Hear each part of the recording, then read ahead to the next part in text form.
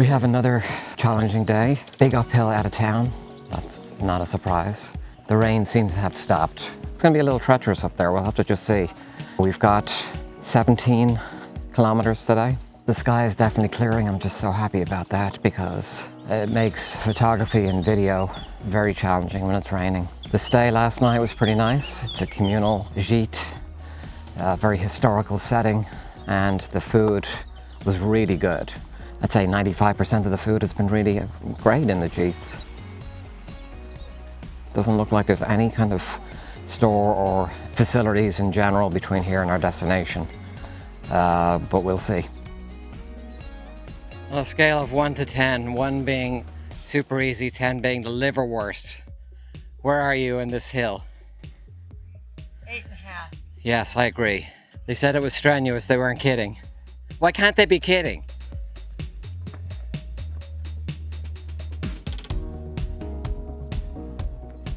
Whether I'm walking in Spain or Italy or here in France, there comes a point where the views become repetitive.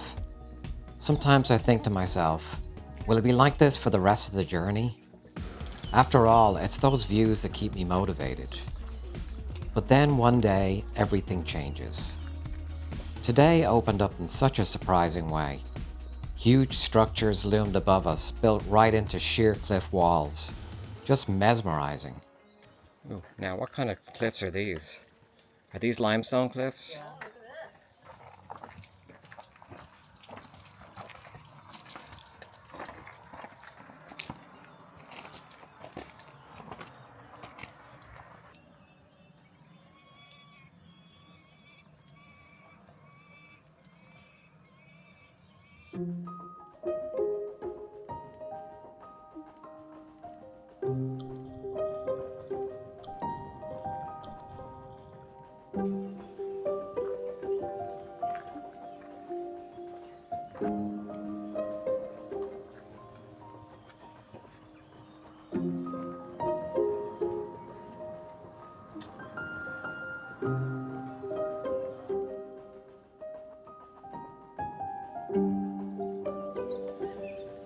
We're going to Saint-Jacques. 9.8 kilometers to go. Yeah, they've already done the they've done the whole thing.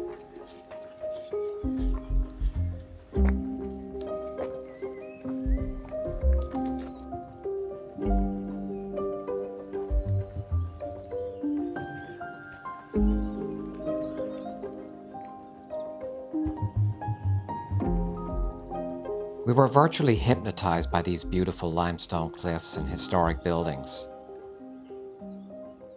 It was just what we all needed to re-energize, to feel that excitement unique to walking the Camino.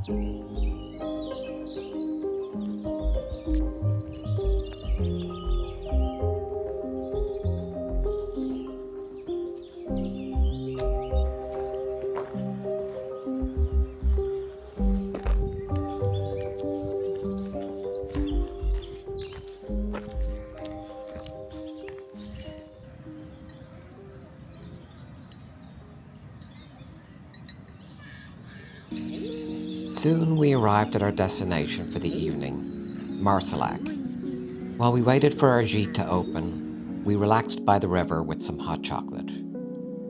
Wasn't the best hot chocolate we've ever had, but anyway. The town has an impressive abbey, so we managed a quick visit there before settling down for the evening. We all agreed that today was one of the highlights of our walk so far.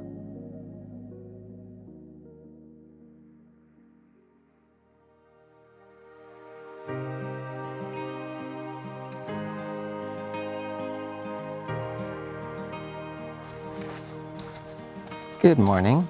Good morning. How are you feeling? What were you wondering? Reach in my netting and get my gloves. Another beautiful morning. A little chilly on the outset, but this fog is burning off. We're ready to go. This is an 18-kilometer day. It's regarded as a challenging, or I can never remember the term they use, but it's not easy, that's for sure. So the latest news is that Nina has some kind of arch bruise injury, and I'm feeling like that's going to take her down completely. She was trying to see if there was an alternative to walking today, but there wasn't. So she's drugged up and padded up on her foot, and hopefully that's going to be enough to get her through today.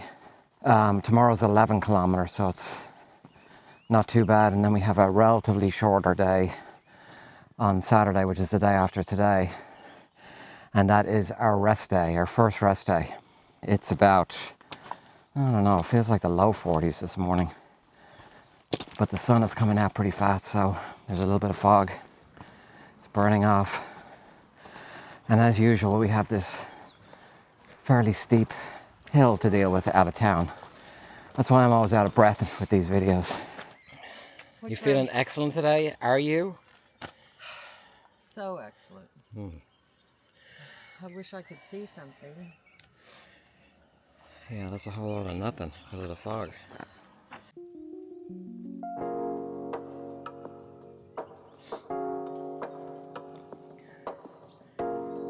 It says 18.3 kilometers. Yeah.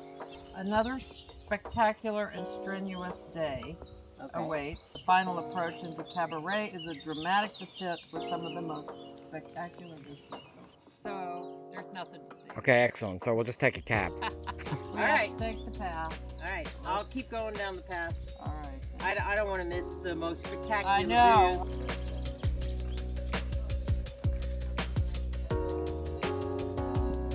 Like we get close to town, but just not quite there.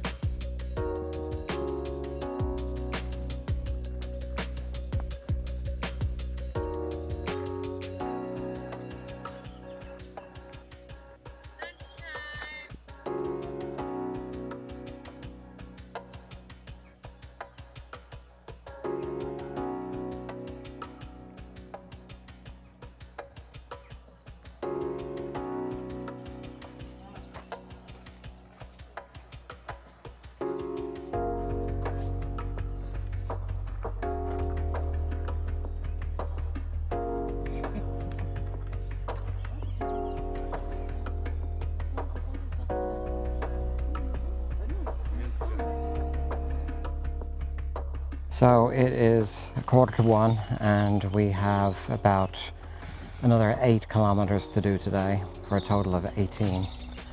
And I definitely feel stronger. I can tell that my body is has more stamina.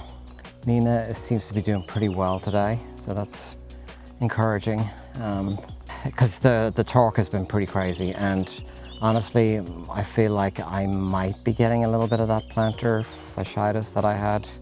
It could simply be nothing more than just some, you know, kind of pain from all the ankle bending today and all the big rocks we've been walking on, but I definitely want to preempt this in case it is plantars, because that will be a big problem. Going to Cabrerets tonight, 7.1 kilometers left. What the heck, the last one said 7.1 to Cabreret, now it's 7.4. I was talking to this fellow pilgrim last night about the whole insecurity of planning everything for a Camino. And people who haven't had any experience are probably more comfortable doing that. Depends on your personality. I'm definitely learning with each of these Caminos that we walk, that kind of trusting the process and leaving things up to fate, I guess, or chance, makes for a much richer experience, because if you have everything planned down to the last hour, well, then that's exactly the experience you're going to have. It's going to be exactly as you imagined, because you leave very little unplanned. If you plan the basics and, you know a little bit about the terrain, that's important. But I tend to not want to know too much about things that are coming up. Obviously, if there's a very challenging landscape, terrain that we have to deal with, or if there are no amenities and we have to kind of have some forethought as far as lunch is concerned, well, they're all important. Part of the appeal for me of this kind of experience is letting it unfold. It's the kind of the discovery part of it, where you don't know what's coming around the corner. And that to me is thrilling. Like we came across cliffs yesterday with historical dwellings.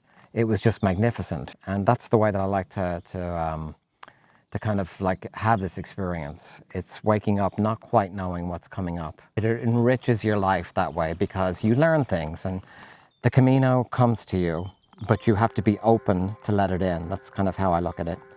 And when you're closed off to it, then you miss out on all these experiences.